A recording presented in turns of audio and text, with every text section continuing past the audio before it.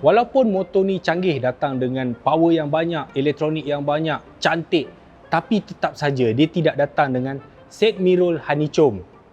Dia tak ada datang. Kalau dia pasang dengan honeycomb tu adalah yang paling terbaik side mirror yang ada di pasaran. Abang gelak kenapa? Assalamualaikum dan salam sejahtera. Hari ini saya bersama Abang Beras untuk review sebuah motosikal baru Ducati yang baru saja tiba pada minggu lepas. Tetapi sebelum itu, jangan lupa like, share, subscribe dan tekan lonceng. Dan tolong jangan skip iklan. Kesian kat kami tau. bang, bukan abang ke jadi patung? Weh. Ya, aku sukalah helmet dia, Pak.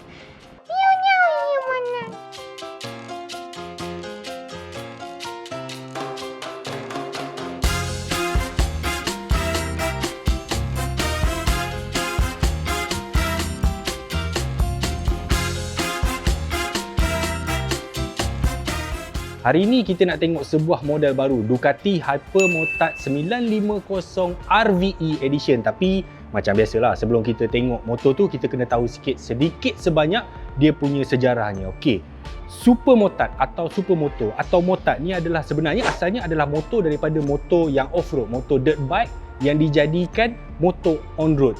Begitulah kalau nak sebut dia punya istilah mudahnya. Dalam pasaran motor ni sebenarnya dia, kalau kita tengok nama-nama yang biasa kita jumpa, KTM, Husqvarna, lepas tu player Jepun, Doctor pada Suzuki dia ada model DRZ, Yamaha ada XT250Z, Honda ada few model lagi lah. Okey, apa sifat sebuah motard ni? Okey, macam kita nampak dekat model ni, dia sebenarnya motor dia asal dia daripada motor dirt. Jadi biasanya dia punya ground clearance dia tu tinggi, motor tu sendiri tinggi, suspension travel dia panjang, kemudian seat dia biasanya memanjang macam tu, dan biasanya motor ni ringan dan kuasa dia cukup untuk bawa motor ni secara hoonigan, secara ganas, secara drift lah, apa lagi tu, wheelie lah, waikang lah. Itu asal usul motor motard. Tapi bila Ducati masuk dengan model Hypermotard, segalanya berubah.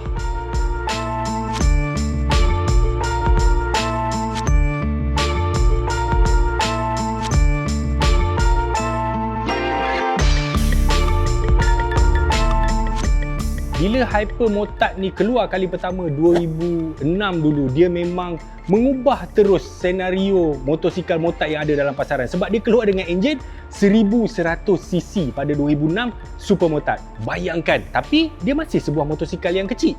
Okey, kejap, saya banyak tak ingat sebenarnya, saya nak kena cari. Oh, ada nota. Okey, pada 2006 tu dia keluar Hypermotard 1100cc. Dia pakai enjin Monster 1078cc yang berkuasa 90 horsepower dan berat dia cuma 179 kg. Dan kemudian pada 2010 dia keluar second model.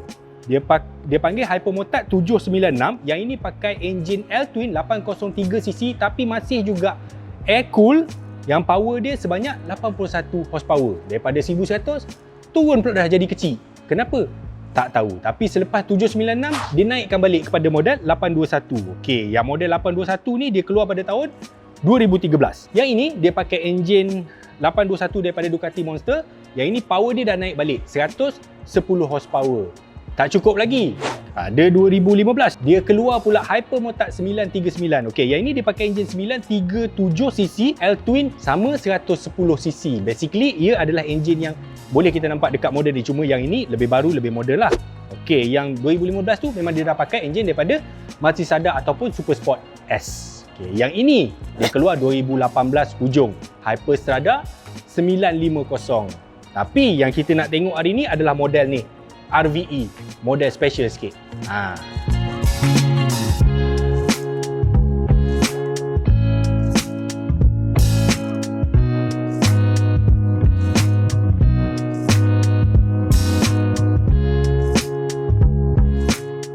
Okey, yang ini adalah versi terbaru, enjin L-twin 90 degree Testa Treta. 937cc, power dia 114 horsepower. Bayangkan motor yang saiz macam RZ saja 114 horsepower. Tapi itulah sifat sebuah supermoto ataupun hypermotard ataupun hypermoto, whatever nak panggil. Jadi inilah dia. Okey, bab enjin tadi, sebenarnya motosikal macam ni selain daripada power yang banyak, kalau kita nak bawa motosikal ni, suka untuk saya nasihatkan, selain daripada keberanian, kita kena ada skills. Sebab kalau salah handle motor ni, memang ke laut lah perginya. Sebabnya torque dia sangat-sangat banyak. Ini bukan motor yang kita baru dapat lesen B-Full terus nak beli motor ni. Tak boleh tuan-tuan, kena belajar sikit-sikit. Sebab bagi saya sendiri pun ngeri jugalah bawa motor ni. Kalau saya bawa pun dengan riding mode yang paling rendah sekali, sebab torque dia sangat-sangat banyak. Dan jangan pelik kalau ada orang yang baru dapat B-Full bawa motor macam ni, ke laut dalam perginya kan. Sebab tu kita perlukan skills untuk bawa motor macam ni. Tapi jangan bimbang, sebab Ducati ni tahun ke tahun dia dah tahu motor ni liar, susah dikawal. Dan Ducati ni dia memang terror dalam bab-bab elektronik. Dia dah letakkan segala jenis kawalan supaya motor ni lebih senang dibawa oleh orang-orang biasa. Makin baru, makin canggih.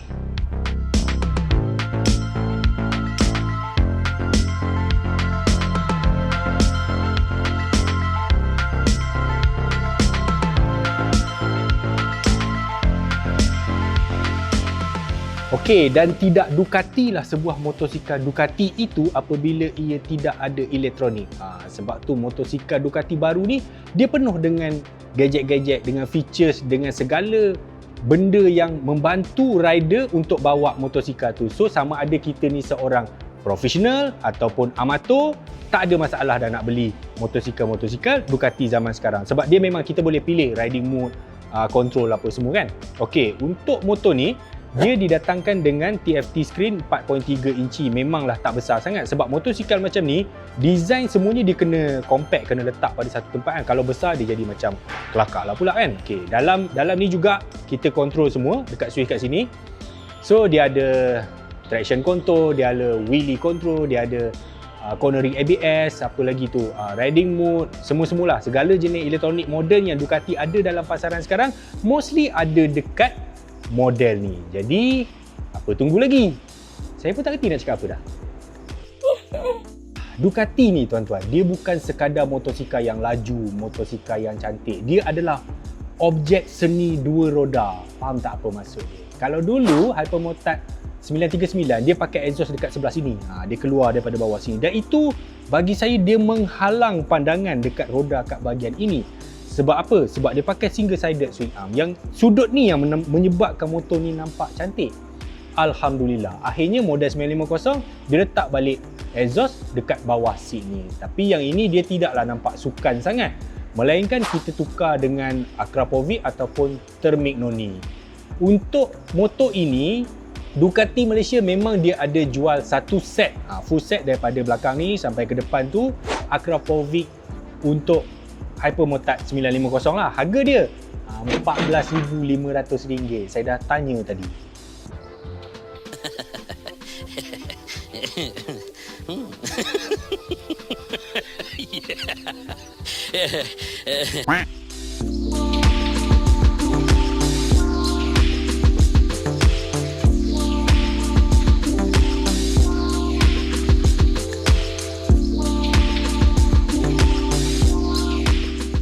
Sekarang kita tengok dia punya suspension. Model ni dia datang dengan fork depan daripada Mazzocchi daripada Italia.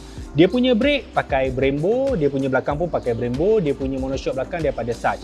Okey, fork ni memang boleh adjust lah, rebounce dengan preload. Standard lah, motor-motor mahal. Bukan saja mahal, banyak power, perlukan suspension dan braking yang bagus. Tapi ingat pesan saya tadi, ada power yang tinggi, suspension yang bagus, braking yang bagus, tapi kalau tak ada skills, ke laut dalam juga begini.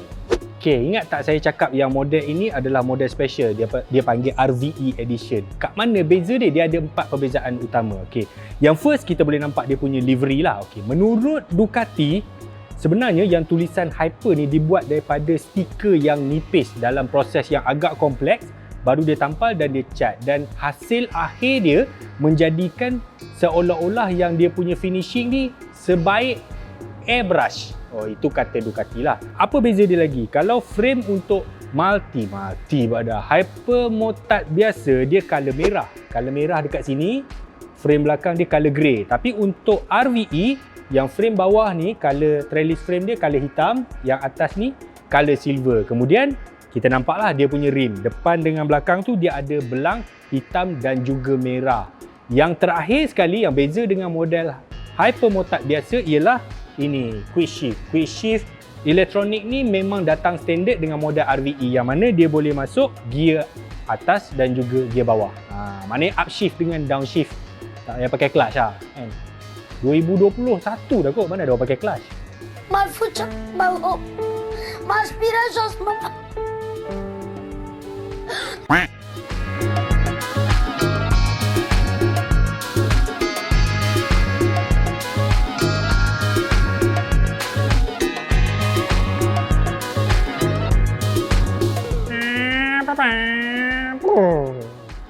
Okey. Mungkin ada yang tanya motor ni sebenarnya sesuai untuk siapa? Sesuai untuk sesiapa saja yang boleh bawa lah. Okey. Motor ni ketinggian seat dia adalah 870mm dan sebenarnya kalau nak tahu dari segi ketinggian tadi dia 20mm lebih tinggi daripada BMW GS, tapi disebabkan seat dia ni tirus, saya dengan ketinggian 178mm masih boleh pijak rata lah. Okey, dari segi ketinggian saya rasa tak ada masalah. Berat motosikal ni 178 kilo dry dan dia punya tangki 14.5 liter. Itu catat tu, ambil nota. Nanti nak beli senang.